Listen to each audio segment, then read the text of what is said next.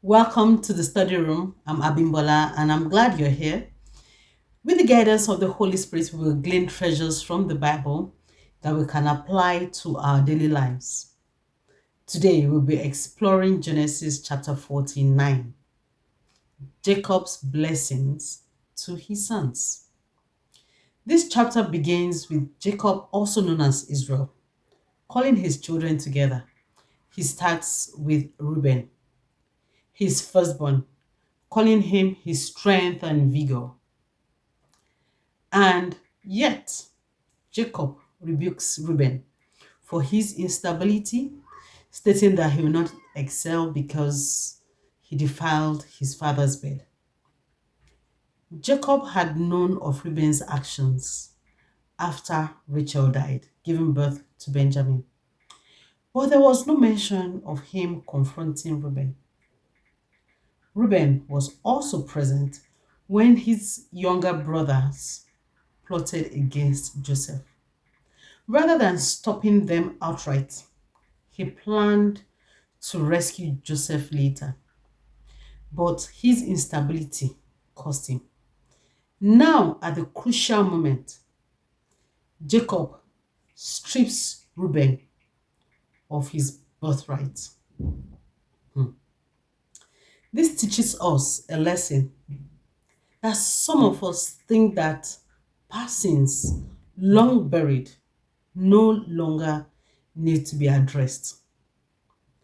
But as God records, the devil keeps his own records too. So we must make amends with both man and God before it's too late. Jacob then addresses Simon and Levi, referencing the incident involving their sister Dinah and their subsequent actions in Genesis chapter 34. So you can watch that video. Jacob proclaims that their descendants will be scattered in Israel because of their violent nature. However, when Jacob reaches Judah, he speaks of future kings coming from his line, including the promise of a ruler from his family. I would like to draw your attention to verses 24 and 25, where Jacob blesses Joseph. He acknowledges that Joseph's strength comes from the mighty God of Jacob, from the shepherd, the rock of Israel. Jacob then blesses Joseph powerfully. Here's a question for reflection. Where do you derive your strength from? Is it from your personal abilities, your connections, your wealth?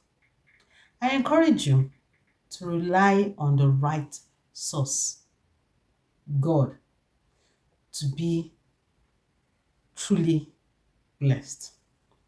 In verse 28, we learn that Jacob gave each of his sons a blessing that was appropriate for them. Take note that we need to reflect on this. Is what you are receiving in your life truly right for you? If yes, continue on that path. If not, there's still time to turn to God. He can change your situation. As Jacob nears the end of his life, he reminds his children of where he would like to be buried. Jacob was blessed to reach such an old age and to have his family gathered around him. Many are not so fortunate, and families often make decisions for their loved ones based on tradition or convenience. We can make such decisions while we still can, knowing that one day we will all go home, just as Jacob did. Thank you for joining me today. I hope you'll be with me next time as we conclude the book of Genesis And until then, God bless you.